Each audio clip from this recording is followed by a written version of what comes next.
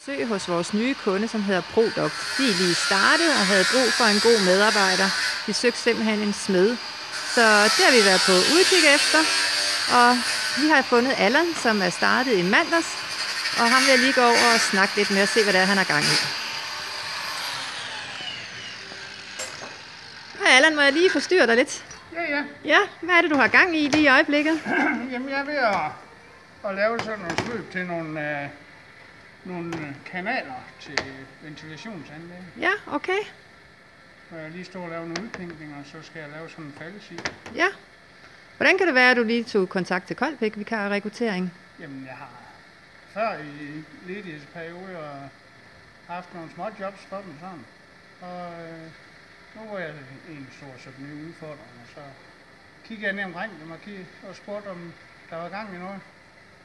Og så havde de det her fine nystartede firma, hvor de sendte mig ud til samtale. Og jeg så startede mandag her.